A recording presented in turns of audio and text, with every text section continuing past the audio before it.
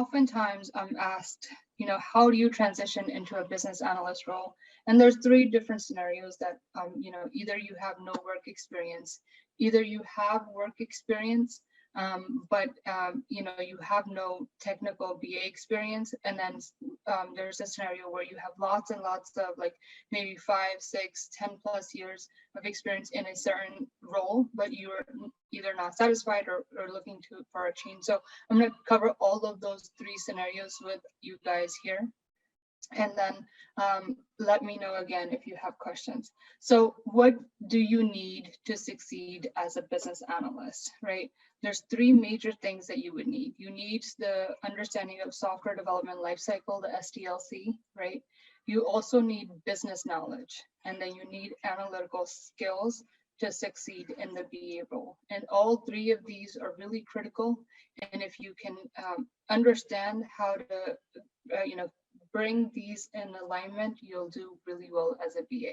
So then how do you capture that, those three things if you have no work experience at all? So the first thing I would recommend is you learn the software development lifecycle.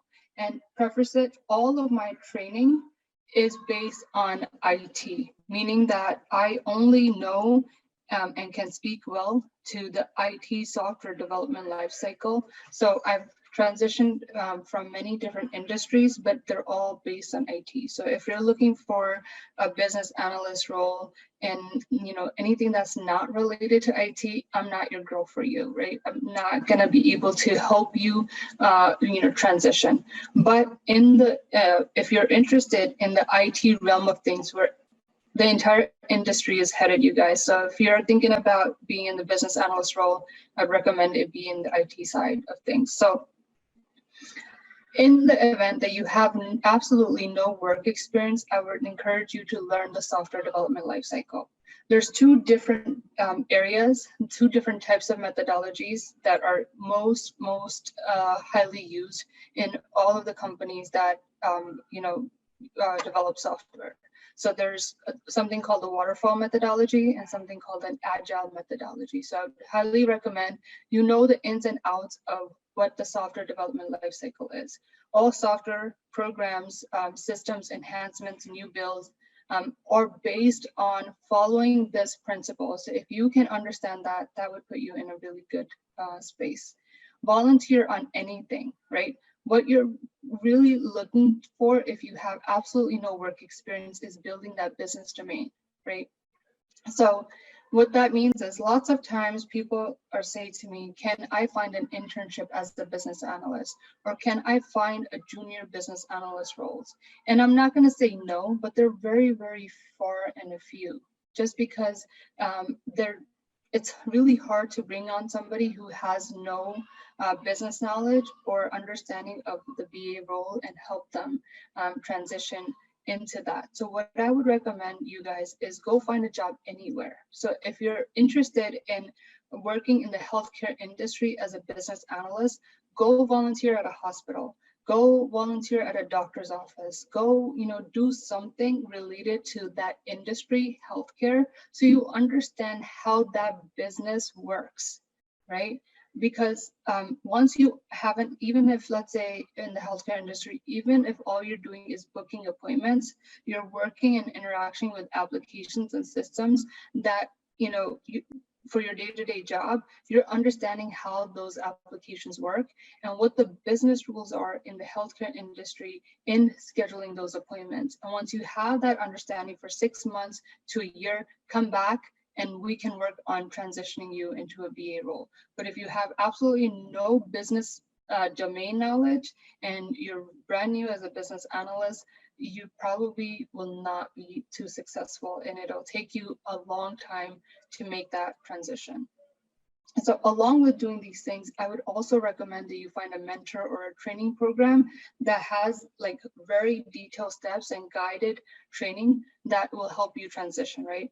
Because what happens is if you have, if you're new and you're trying to transition, you're going on YouTube, you're going in groups like these, And everybody is like, there's lots and lots of information out there, but it's not guided, it's not collective, it's not cohesive. So what happens is there's fatigue because you guys are trying to do and watch everybody's methodology on how to do these things, and it gets super confusing super fast. So and find a mentor, right? Somebody who's still working in the domain, because it's like, for example, like if you want a fitness coach because you're trying to lose weight, you don't want to find somebody who like can't do the exercises with you, right?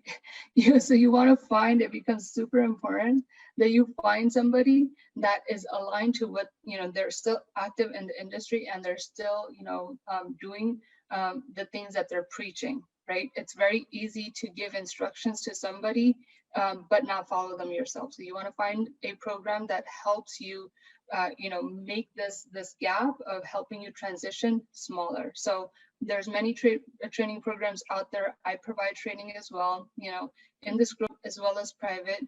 So find somebody who's going to help you, make that transition smaller. So again, going back to summarizing the slide, if you have no work experience, you're trying to learn the business domain, as long as you understand what that business domain is, you'll be have a much more success in transitioning into a BA role. The next slide is for people that have some work experience, right? This is again similar to our last application. So when you have some work experience, you have the business domain already. Now what your focus should be is learning the software development lifecycle and building that analytical mindset, right? How do you build an analytical mindset is something that people, say to me. And the way that you do that is by creating workflow diagrams. So I'll get to that in the third bullet. But again, the goal is if you have some work experience, what I mean by some is anywhere from 1 to 3 years of work experience, you now understand the business domain. What you need to do is have a firm understanding of the software development lifecycle and build on those analytical skills. So what you're going to do is you're going to use your work experience and understand how applications/systems work. That's building your analytical mindset, right? You're going to create workflow diagrams with inputs and outputs to understand the end-to-end process. So let's say, for example, going back to my experience, my example as, working in the doctor's office, booking appointments.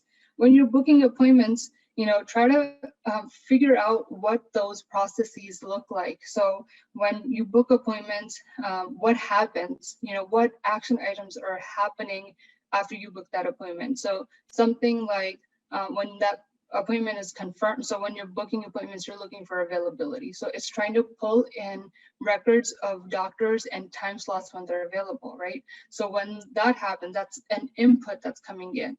And then when you select or confirm, now that block, that scheduling block is now blocked for that doctor. So there's so much input and output that's happening that if you can try to understand how the system works and draw it out, it's going to be frustrating. I'm not going to lie to you that if you're first trying to do these things, it's not frustrating, but it's building your analytical muscle in your brain, and it comes with practice. So if you have some work experience, you understand the business domains, you understand how those things work from a business standpoint, you need to now understand that analytical mindset, and you also need to focus on learning the SDLC.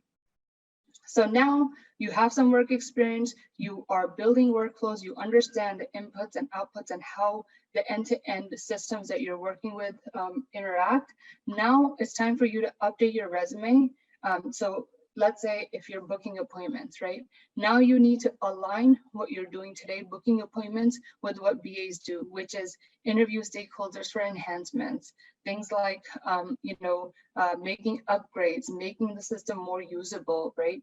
So those are the things that you would do as a business analyst. So you're not going to say that you're in a traditional business analyst role, but put the description so that anybody, when you're going for a business analyst role, they can see that you definitely have the business domain, right? But you also have helped in making systems better or building new systems because you were a critical stakeholder. So that's how you can kind of mold your appointment taking role into more aligned to a business analyst, and then again, move forward into that business analyst realm. And then my last comment again is find a trainer, a training program, or a mentor who's going to help you. Business analysts in the United States make 60 to 110, even more. So if you're wanting to make that kind of a salary, invest in finding somebody who's going to help you make that transition faster. Can you do it by yourself? You absolutely can. I have, right? But finding somebody that's going to give you structured training, whoever you find, I don't care who it is, find somebody, right? It's going to make that transition time much smaller.